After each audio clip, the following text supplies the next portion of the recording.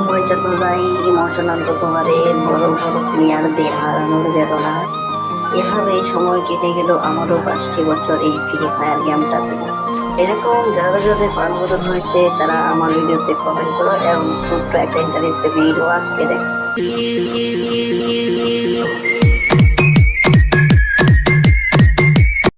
তখনকার গেমটা হয়তো এত স্মুথলি খেলা হতো না, তবু ইমোশনাল হয়ে খেলা হতো।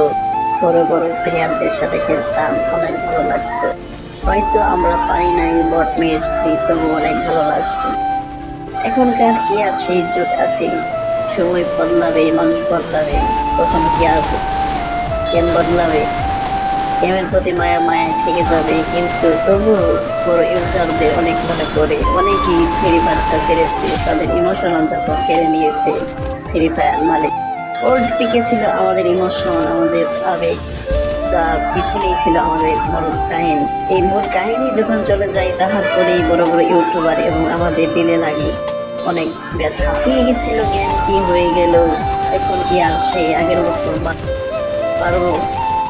আগে হয়তো গেম খেলতে পারিনি ঠিক মতো, স্মুথলি খেলা যায়নি, তবু যেটুকু খেলেছি তা থেকে অনেক শান্তি পাওয়া গেছে এই ফ্রি ফায়ার গেমটা। এখন কি আর সেরকম দিল আছে? সময় পাল্টাতে অনেকেই এই গেমটাতে খাপ খেয়ে নিয়েছে, আবার অনেকেই বা এই গেমটাই ছেড়ে চলে গিয়েছে। তাদেরকে আজ অনেক বড় মিস করি আমরা। অনেকেই এই গেমটাকে ছেড়ে দিয়েছে, যে এই গেমের প্রতি ইমোশনাল তৈরি করেছিল।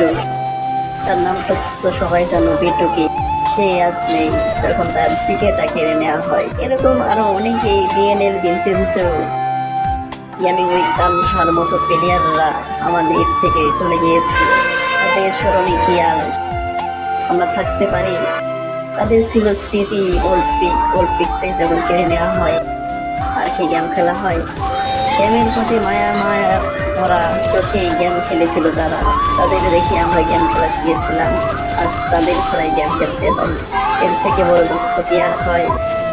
তো কেমন লাগলো ভিডিও কমেন্ট করে বলো, এবং ওল্ড প্লেয়াররা সারা দাও।